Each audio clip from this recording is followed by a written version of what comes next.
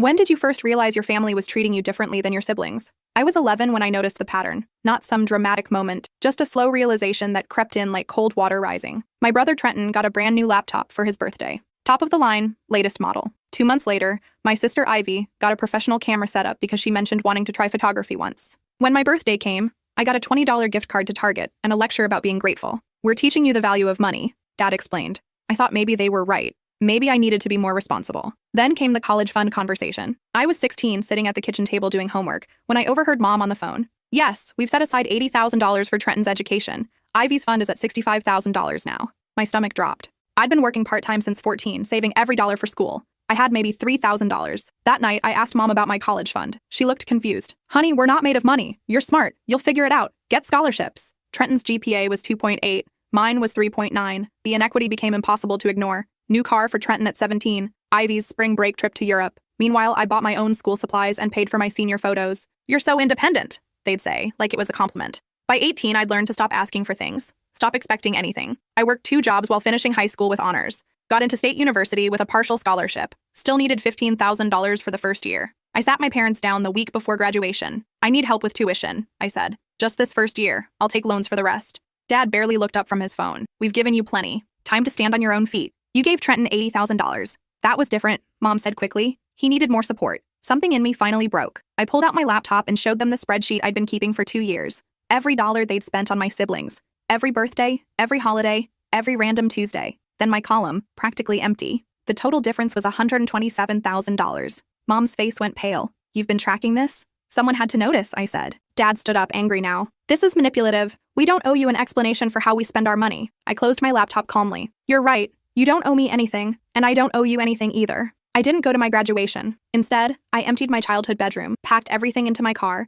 and drove 6 hours to Aunt Reese's house. She'd always been the family outsider, the one who'd stopped coming to holidays years ago. When I showed her my spreadsheet, she didn't look surprised. They did the same thing to me, she said quietly. I was the responsible one, the one who didn't need help. Meanwhile, your dad and his golden child brother got everything. Why didn't you tell me? Would you have believed me? She let me stay rent-free while I worked and attended community college. 2 years later, I transferred to state with enough saved to cover tuition. I cut contact with my parents completely. Last week, I got a call from an unknown number. Against my better judgment, I answered. It was Mom. Your father had a stroke. We need you to come home. There are things we need to discuss about his will. My hands went numb. His will? There's something you need to know about why we treated you differently. Something we should have told you years ago. I hung up without responding. Aunt Reese found me on her porch an hour later, still holding my phone. They called, I said. She sat down beside me. What did they want? Dad had a stroke. Mom says there's something about his will. Something they should have told me years ago. Aunt Reese's expression shifted. Something like recognition. Maybe fear. What? I asked. She was quiet for a long time. You need to hear it from them. But whatever they tell you,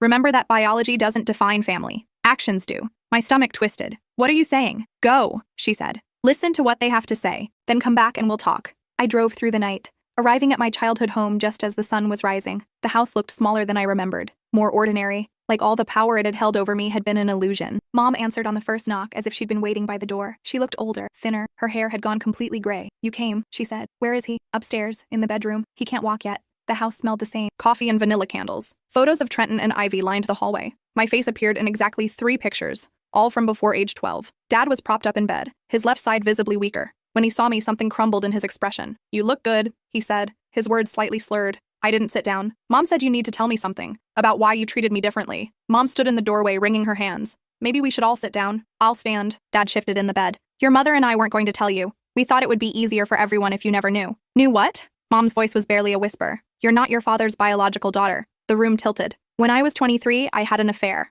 Mom continued. Your father and I were separated. It was brief. When I found out I was pregnant, we'd already reconciled. He agreed to raise you as his own. I couldn't breathe. So the whole time you were punishing me for something that wasn't my fault? We weren't punishing you, Dad said quickly. I tried to love you the same. I really did. But every time I looked at you, I saw him. I saw my failure as a husband. So you what? Decided I didn't deserve a college fund? Didn't deserve birthday presents? Didn't deserve to be treated like a daughter? We thought we were being fair, Mom said. We thought if we pushed you to be independent, you'd be stronger. You weren't pushing me to be independent. You were pushing me away. Dad's good hand clutched the blanket. The stroke made me realize I might not have much time. I need to make things right. The will splits everything 3 ways, equal shares. I laughed, bitter and sharp. Now you want to be fair? After 25 years of making me feel like I was less than? Like I didn't belong? We know we made mistakes, Mom said. Mistakes? My voice rose. You stole my childhood. You made me question my worth every single day. And now you want me to forgive you because Dad had a stroke and suddenly feels guilty? Please. Dad said. We're trying. You're 25 years too late. I turned to leave, but Mom grabbed my arm. Wait, there's more. Your biological father. He's been trying to contact you. I froze. What? He found out about you 3 years ago. He's been writing letters. We kept them from you. You kept them from me? Mom disappeared into the hallway and returned with a shoebox. Inside were dozens of letters, all addressed to me, all unopened. We thought we were protecting you, she said. I grabbed the box and walked out. I made it to my car before the tears came. Not sad tears, furious ones. They'd stolen even more than I'd realized. Not just money and opportunities, but the possibility of knowing where I really came from. I drove to a park and sat in my car, staring at the shoebox. It took me 20 minutes to work up the courage to open the first letter. The handwriting was neat, careful. Dear daughter, I know you don't know me. I didn't know you existed until recently. Your mother and I had a brief relationship many years ago.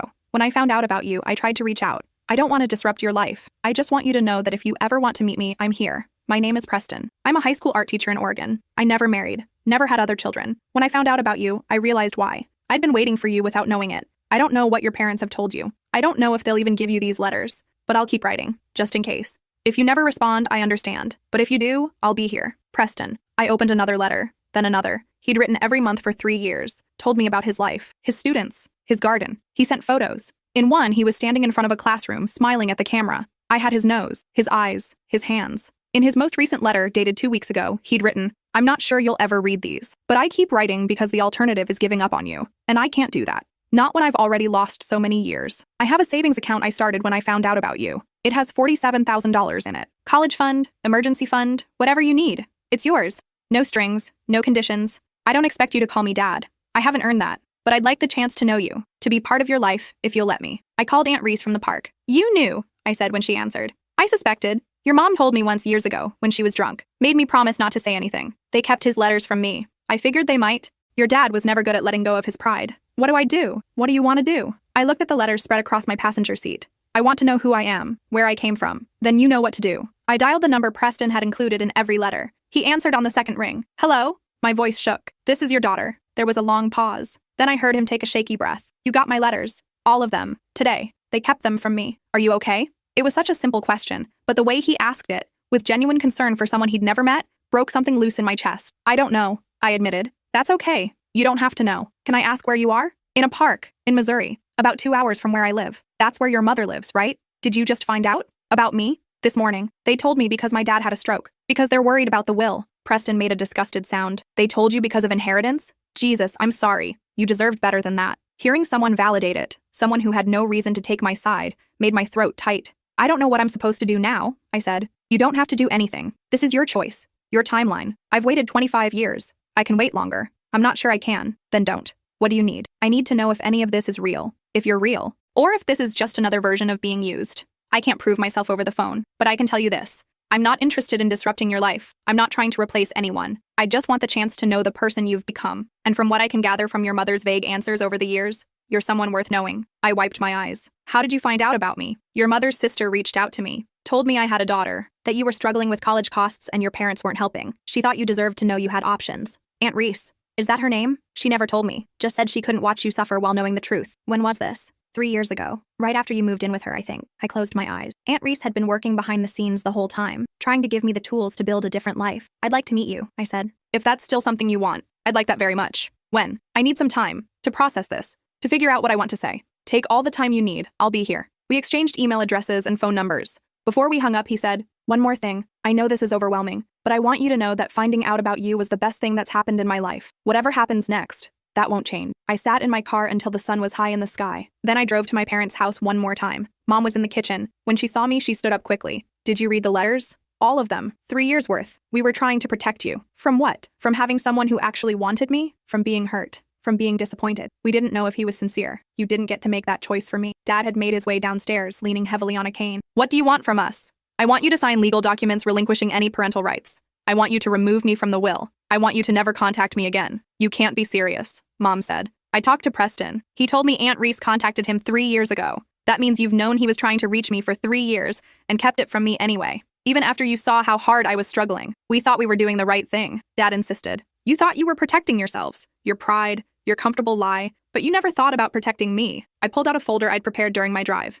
Inside were copies of my spreadsheet, printed and highlighted. Every inequity, every deliberate choice to treat me as less than. This is going to my siblings. They deserve to know who you really are. Mom's face went white. You can't. Watch me. And one more thing. That money you're trying to give me in the will, donate it to foster care organizations, kids who actually need it, kids whose parents failed them. I left them standing in the kitchen. As I drove away, I called Trenton. He answered with his usual casual tone. Hey, stranger. Long time. I need to tell you something. Something about Mom and Dad. By the time I finished explaining everything, he was quiet. Then, I always knew something was off. The way they treated you. I thought maybe I was imagining it. You weren't. I'm sorry. I should have said something, done something. You were a kid. It wasn't your job to fix it. What are you going to do now? Move forward. Without them. Do you want me to talk to them? I want you to decide for yourself what kind of relationship you want with parents who are capable of treating a child that way. But whatever you decide, don't let them make me the villain in this story. I called Ivy next. Her reaction was different. Defensive. They provided for you. You had food, shelter, education. The bare minimum isn't something to be grateful for when your siblings got so much more. Maybe you're just being sensitive. Read the spreadsheet I'm sending you. Look at the numbers. Then tell me I'm being sensitive. She hung up on me. I didn't expect her to understand. Ivy had spent her whole life as the baby, the princess. Questioning our parents would mean questioning her own worth. When I got back to Aunt Reese's house, she was waiting on the porch with tea. How'd it go? About as well as expected. I found out you contacted Preston 3 years ago. She didn't look surprised that I knew. I couldn't stand watching you break yourself trying to earn love from people who'd already decided you didn't deserve it. You needed to know you had other options. Why didn't you tell me? Because you needed to come to it yourself. If I'd told you, you would have questioned my motives. Wondered if I was trying to turn you against your parents. This way, you got to see the truth on your own timeline. I sat down next to her. I don't know how to feel about any of this. You don't have to know yet. Feelings aren't linear. You can be angry and relieved and sad and hopeful all at once. What do I do about Preston? What do you want to do? I want to meet him, but I'm terrified. Of what? Of getting my hopes up. Of finding out he's just another person who'll let me down. Aunt Reese took my hand. That's a risk you take with anyone. But from what I learned about him before I contacted him, he's a good man. Steady. Kind. The kind of person who shows up. How do you know? I did my research. Talked to his colleagues, his neighbors. Everyone had the same thing to say. He's reliable. Shows up for his students. Volunteers at community centers. The kind of man who wanted kids but never met the right person. And if it doesn't work out, then you'll be exactly where you are now. No worse off. But at least you'll know you tried. I emailed Preston that night. Asked if we could meet the following weekend. He responded within an hour. I'll fly out Friday. Let me know where and when. I'm bringing photos. And a lot of questions. But only if you're comfortable answering them. The week passed in a blur. I worked my shifts at the hospital, went to my classes, tried to act normal, but my mind was spinning, creating scenarios, imagining what it would be like to meet the man who was technically my father but felt like a stranger. Friday arrived faster than I expected. Preston's flight landed at 2 p.m. We'd agreed to meet at a coffee shop near Aunt Reese's house. Neutral territory. I got there 30 minutes early and ordered a coffee I didn't drink. Watched the door, checked my phone obsessively. At 2:45, he walked in. I recognized him immediately from his photos. Tall, thin, graying hair. He wore jeans and a button-down shirt, carried a worn leather bag. His eyes scanned the room and landed on me. He didn't move for a moment. Just stood there, taking me in. Then he walked over slowly, like he was afraid I might bolt. Hi, he said. Hi. We stood there awkwardly. Then he opened his arms. Is it okay if I hug you? I nodded. The hug was brief, but solid. He smelled like coffee and old books. We sat down across from each other. He pulled out a photo album from his bag. I thought you might want to see these. Pictures of my family, your grandparents. They passed away a few years ago, but they would have loved you. I looked through the album. His parents looked kind. Photos of birthdays, holidays, normal family moments. Then photos of Preston through the years. Teaching, painting, traveling. This is who I am, he said. I'm not exciting. I'm not rich. I'm just a guy who teaches art and loves his students and wishes he'd known about you sooner. Why didn't you try to find me before Aunt Reese contacted you? I didn't know you existed. Your mother and I were together for about 3 months.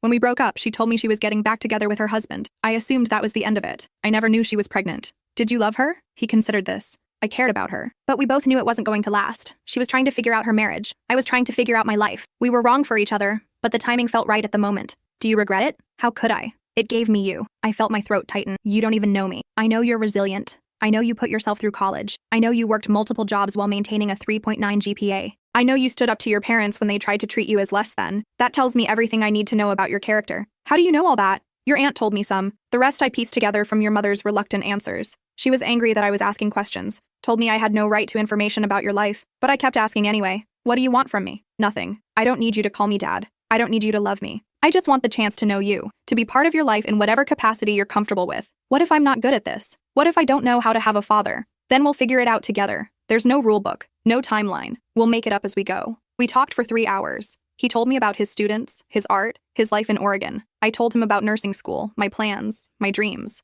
It felt surprisingly easy. Like talking to someone who'd always been there, just waiting for me to find them. Before he left, he handed me an envelope. This is information for the bank account I mentioned. It's in your name, has been for 3 years. Do whatever you want with it. College, emergency fund, down payment on a house. It's yours. I can't accept this. It's not charity. It's child support I should have been paying all along. If I'd known about you, I would have been there from day one. Let me make up for lost time. I don't need you to make up for anything. Maybe not, but I need to. Please. I took the envelope. Over the next 6 months, Preston and I talked every week. Video calls mostly. He told me stories about his students. I told him about my patients. Slowly, carefully, we built something that felt like family. He flew out twice more. Once for my graduation from community college. He sat in the audience next to Aunt Reese, beaming like he'd been there for every milestone. The second time was for my birthday. He brought a painting he'd made. It was a landscape of Oregon at sunset. In case you ever want to visit, he said. I framed it and hung it in my apartment. Meanwhile, things with my siblings evolved differently. Trenton reached out regularly, apologizing, trying to understand. He'd started his own therapy to process how our family dynamics had affected him. I never questioned why they treated you differently, he admitted during one of our calls. I just accepted the benefits. I'm sorry for that. You were a kid. You didn't create the situation, but I benefited from it. That makes me complicit. What matters is what you do now. He started paying me back. Not the full $127,000, but monthly installments from his salary. I tried to refuse, but he insisted. Let me do this. Let me be the kind of brother you deserved all along. Ivy, on the other hand, doubled down. She sent angry emails accusing me of tearing the family apart, of being vindictive, of exaggerating the situation for attention. I stopped responding after the third email. She'll come around or she won't, Aunt Reese said. Either way, it's not your responsibility to manage her feelings. 9 months after Dad's stroke, Mom called. He's dying, she said. Complications from the stroke. He has maybe a week. I felt nothing. No sadness, no anger, just emptiness. Are you asking me to come? I'm telling you this is your last chance. If you have anything you want to say to him, now's the time. I thought about it for 2 days. Preston didn't push me either way. This is your choice, he said. Whatever you decide, I support you. In the end, I went. Not for Dad, for me. Because I needed to see him one last time to confirm what I already knew. He was just a man. Flawed, selfish, incapable of the love I'd needed. And that was his failure, not mine. He was in a hospital bed, unconscious.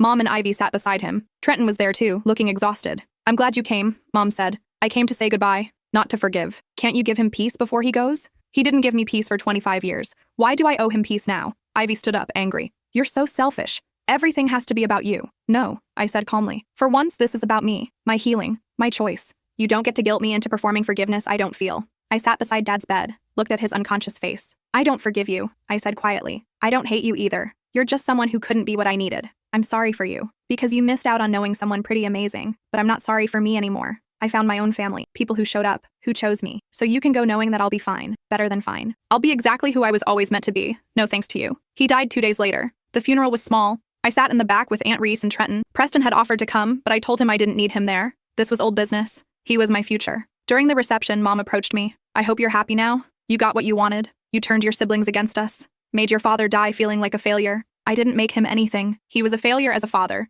That was his choice. We did our best. No, you did the minimum. And even that was grudging. So what now? You just cut us out forever? I don't know. Maybe. Maybe eventually I'll be able to have a relationship with you that doesn't make me feel like I'm begging for scraps. But that's going to take years. And it requires you to actually acknowledge what you did, not just say you tried your best. Mom's eyes filled with tears. I loved you. In my own way. Love isn't just a feeling. It's action. It's showing up. It's making sacrifices. You loved me the way you loved a houseplant. As long as I didn't require too much attention. I left before she could respond. 3 months later, I got a letter from the estate attorney. Despite what I told them, Dad had left me an equal share in the will, $147,000. I stared at the check for a long time. It was more than the difference in my spreadsheet, more than he'd spent on my siblings combined. Trenton called when he got his copy of the will. He was trying to make it right, he said. He should have made it right while he was alive, when it would have actually mattered. What are you going to do with it? I thought about it for a week. Then I split it 3 ways. $49,000 to a scholarship fund for foster kids aging out of the system, kids who, like me, had to figure out how to build lives without family support.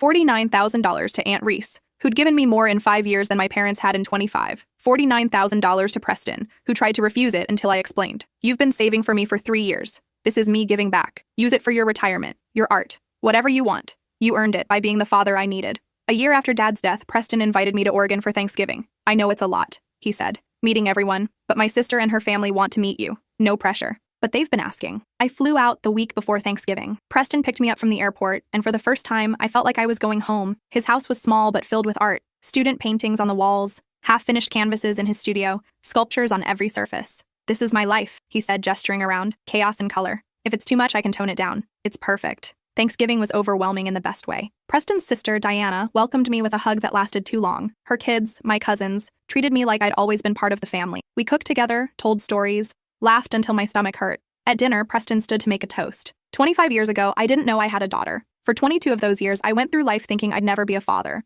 Then 3 years ago, I got a phone call that changed everything. And this year, I get to have Thanksgiving with the person I'd been missing without knowing it. So thank you for giving me a chance, for being exactly who you are, for being here. Everyone raised their glasses. I felt tears on my cheeks. After dinner, Preston and I walked through his neighborhood. The air was cold and sharp, smelling like wood smoke. I want to show you something, he said. We stopped in front of a small house 3 blocks from his. A for sale sign stood in the front yard. I know you're finishing nursing school in Missouri, he said. But when you graduate, if you want to, there are hospitals here. Good ones. And this house just went on the market. It's small, but it has a studio space. Room for you to find whatever makes you happy. Are you asking me to move here? I'm giving you an option, no pressure. But I'd like you to be close. I'd like to be part of your daily life, not just weekly phone calls. I looked at the house. Imagined what it would be like to start over here. Away from Missouri, from my childhood, from all the weight of being the unwanted daughter. Can I think about it? Take all the time you need. I spent the rest of my visit exploring Oregon. Preston showed me the school where he taught, introduced me to his colleagues and friends. Everyone welcomed me warmly, like I'd been part of Preston's life all along. On my last night, we sat in his studio while he painted. Can I ask you something? I said. Anything. Do you ever resent me? For existing? For complicating your life? He set down his brush and turned to face me fully. You didn't complicate my life. You completed it. Before I found out about you, I was going through the motions. Teaching my classes, making my art. But something felt hollow. Then I got that call from your aunt. And suddenly everything made sense. The restlessness I'd felt. The feeling that something was missing. It was you. It had always been you. But you lost 22 years. We both did. But we found each other eventually. That's what matters. When I flew back to Missouri, I couldn't stop thinking about the house. About what it would mean to build a life in Oregon, near Preston, near family that actually wanted me. I graduated from nursing school 3 months later. Preston flew out for the ceremony, along with Aunt Reese in Trenton. It was small, but perfect. After graduation, I had job offers in Missouri. Good ones. But I kept thinking about Oregon. I called Preston a week later. Is that house still for sale? It is. I want it. Are you sure? I'm sure. I'm ready to start fresh. Build something new. Preston helped me with the down payment, though I insisted on paying him back. Aunt Reese helped me move, drove across the country with me in a loaded truck. You're doing the right thing, she said as we crossed into Oregon. Choosing the family that chooses you back. My first day in the new house, Preston brought over dinner and a painting. Housewarming gift, he said. It was a portrait. Of me. But not how I looked in real life. In the painting, I was surrounded by light, standing strong, looking forward. This is how I see you, he said. How I've always seen you, even before I met you. I hung it in my living room, in the place of honor. Life in Oregon unfolded slowly. I started working at the local hospital in the ER. Preston and I had dinner twice a week. His sister's family included me in everything. Holidays, birthdays, random Sunday barbecues. I was building something I'd never had before. A life where I didn't have to prove my worth. Where I was wanted simply because I existed. 6 months after moving, I got an email from Ivy. I'm sorry. I've been in therapy. My therapist helped me see how I was complicit in mom and dad's treatment of you. How I benefited from their favoritism and never questioned it. I don't expect you to forgive me, but I wanted you to know I finally understand. I didn't respond immediately. Spent a week thinking about what I wanted to say. Finally, I wrote back, thank you for acknowledging it. I'm not ready for a relationship yet. Maybe someday. But I appreciate you doing the work. She respected that. Didn't push. Just sent occasional updates about her life, never asking for anything back. Mom, on the other hand, continued to send guilt-laden messages about how I'd abandoned the family, how I'd chosen a stranger over the people who raised me. Preston saw one of her messages when my phone buzzed during dinner. You okay? He asked. Yeah, just mom being mom. You don't have to read those. You don't owe her access to you. I know, sometimes I just feel guilty. For what? For choosing people who treat you well? For being relieved that I don't have to deal with her anymore. Relief isn't something to feel guilty about. It's your nervous system finally relaxing because you're safe. I blocked mom's number after that. Gave myself permission to move forward without the weight of her expectations. A year after moving to Oregon, Preston and I were having dinner when he pulled out an envelope. I wasn't sure if I should show you this, he said, but I think you deserve to see it. Inside was a letter from my mother to Preston, dated 6 months after I'd moved. Preston, I know you have no reason to listen to me, but I'm writing because I need you to understand what you took from me. I raised that girl for 25 years. I fed her, clothed her, kept a roof over her head, and you swoop in at the end and take all the credit? Take all her love? It's not fair. You didn't change her diapers at 3 a.m., didn't sit through parent-teacher conferences, didn't deal with teenage hormones. I did all the hard work and you get all the reward. She treats me like I'm nothing, like I don't matter, and it's your fault. You poisoned her against me. I hope you're happy. You got what you wanted. You stole my daughter.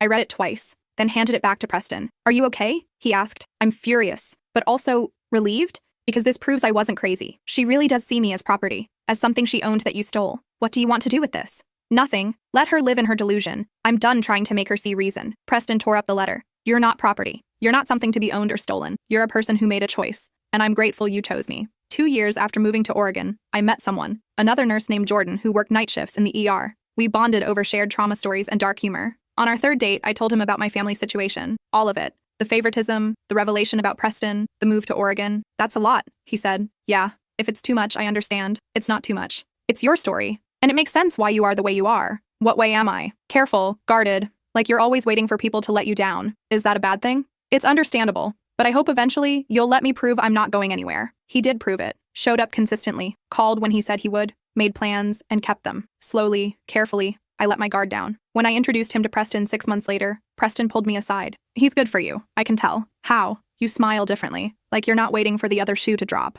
I'm still waiting, just quieter now. That's progress. Preston and Jordan became friends. They'd talk about art and philosophy while I cooked. It felt surreal, having a partner who got along with my father, having a father who cared about my happiness. 3 years after moving to Oregon, Preston was diagnosed with cancer, prostate. Treatable, the doctors said, but serious. I took family leave from work to help with his treatment, drove him to appointments, sat with him during chemo, held his hand when he was too weak to eat. You don't have to do this, he said during one particularly rough night. Yes, I do. Why? Because this is what family does. Real family. The kind that shows up. I'm sorry you have to see me like this. I'm not. You've been there for every moment of my life since we met. Let me be here for this. His sister Diana flew in to help. We took shifts sitting with Preston, making sure he was never alone. One night, when he was feeling better, we sat in his studio. I need to tell you something, he said. Okay. If something happens to me, everything is yours. The house, the savings, all of it. I've already updated my will. Nothing's going to happen to you. We don't know that. And I need you to know that you're taken care of, that I thought about your future. You've already given me so much. I've given you what you always deserved, what you should have had from the beginning. He beat the cancer. 6 months of treatment, but he beat it.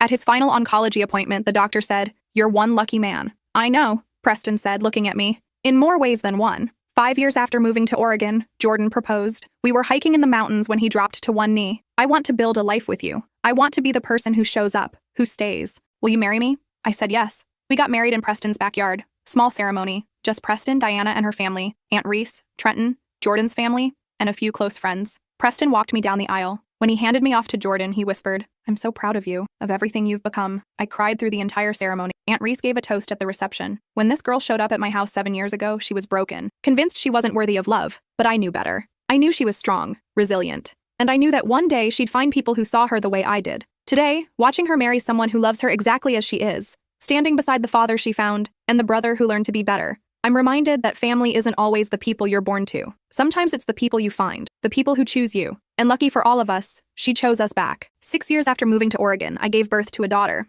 We named her Reese after my aunt. Preston held her in the hospital, tears streaming down his face. I never thought I'd be a grandfather, he said. Thank you for giving me this. Thank you for showing me what a real parent looks like, so I could become one myself. Watching Preston with my daughter, I felt something shift. All the years of wondering what was wrong with me, why I wasn't enough for my parents, suddenly made sense. It wasn't about me. It had never been about me. Some people just aren't capable of love, of putting someone else first, of doing the hard work that parenthood requires. And some people are. Preston was. He showed up for every milestone. First words, first steps, first day of school. He taught Reese to paint, to ask questions, to believe in herself. When she was 4, she asked me why she had 2 grandpas in pictures but only met one. I knelt down to her level. Some people aren't ready to be good grandparents, but the one you have loves you more than anything in the world. Grandpa Preston? Yes, he's the best. He really is. 8 years after moving to Oregon, I got a call from Trenton. Mom's sick. Dementia. It's progressing fast. I'm sorry. She's asking for you. I don't know if I can. I'm not saying you should. I'm just telling you in case you want to say goodbye. I thought about it for a week. Talked to Jordan, to Preston, to my therapist. In the end, I went.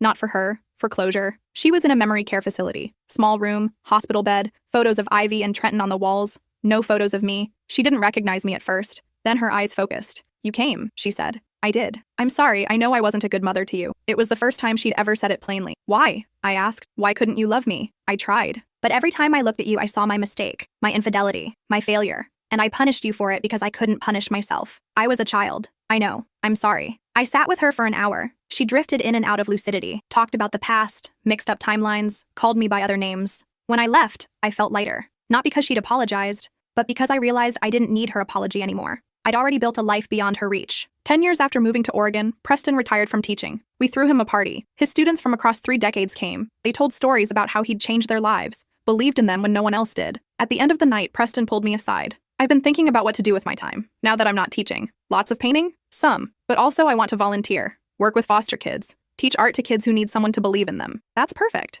I was thinking maybe you'd want to help. You understand what it's like to need someone who sees you. We started a program together. Art therapy for foster kids aging out of the system. Preston taught painting. I taught life skills. Jordan helped with funding through the hospital foundation. It grew faster than we expected. Within 2 years, we had 40 kids in the program, kids who reminded me of myself. Angry, scared, convinced they weren't worth investing in. We proved them wrong. One girl, 17, about to age out, asked me during a session, "How did you do it? How did you make it?" I found one person who believed in me, then another, until I had enough people in my corner that the voices telling me I wasn't enough got quieter. What if nobody believes in me? I believe in you. Preston believes in you. That's 2 people. That's a start. She graduated from our program and got into college with a full scholarship. Sent us a card that said, "You saved my life. I hope you know that." 12 years after moving to Oregon, Ivy reached out. "I'd like to visit, if that's okay. I want to meet my niece. I want to try to be better." I talked to Preston about it. "What do you want?" he asked. "I want to believe people can change, but I'm scared of getting hurt again." Then set boundaries. Let her visit, but make it clear that this is on your terms.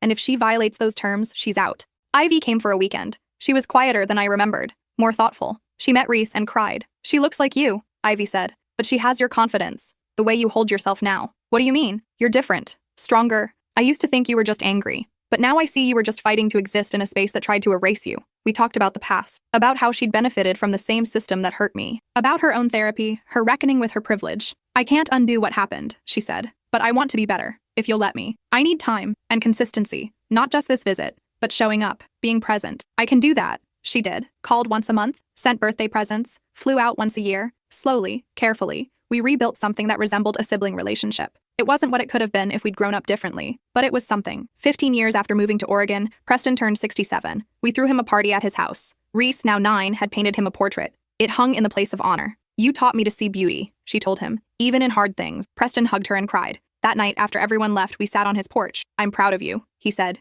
"You've said that. I know, but I want to make sure you hear it, really hear it. You took a life that was designed to break you and turned it into something beautiful. You're an incredible mother, an incredible wife, an incredible nurse, and you're my daughter. That's my greatest accomplishment. Not my art, not my teaching. You saved me." "No, you saved yourself. I just gave you the space to do it. What would have happened if Aunt Reese hadn't contacted you? I don't know, but I'm grateful I don't have to find out." We sat in comfortable silence, watching the sunset paint the sky in shades of orange and pink. "Preston? Yeah? Thank you for choosing me, for showing up, for being everything I needed. Thank you for letting me, for giving me a chance when you had every reason not to." 20 years after first learning about Preston, I'm 45. Reese is 14, applying to high schools. Trenton's kids call me aunt. Ivy and I text regularly, though we'll never be as close as sisters who grew up together. Preston is 72, still painting, still volunteering, still showing up. My mother died 3 years ago. I went to the funeral but didn't cry. Felt only a distant sadness for the relationship we could have had if she'd been capable. Aunt Reese is 71, living in a small house Preston and I bought for her down the street. She spends her days gardening and spoiling her great niece. Jordan and I just celebrated our 15th anniversary.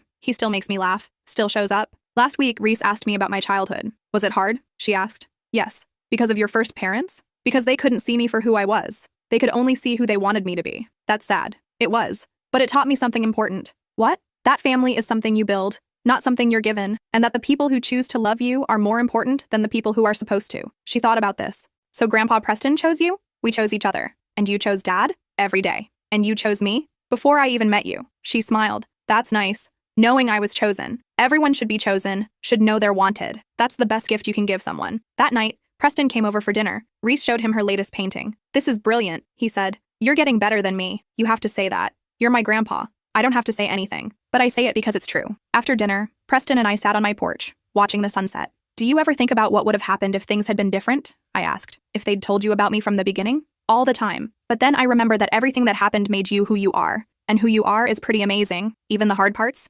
Especially the hard parts. They taught you empathy, resilience, how to recognize real love when you find it. I just wish it hadn't hurt so much." "I know, me too. But we found each other eventually. That's what matters." We sat in silence, the way we often did. Comfortable, easy. The silence of 2 people who'd earned each other. "Preston? Yeah?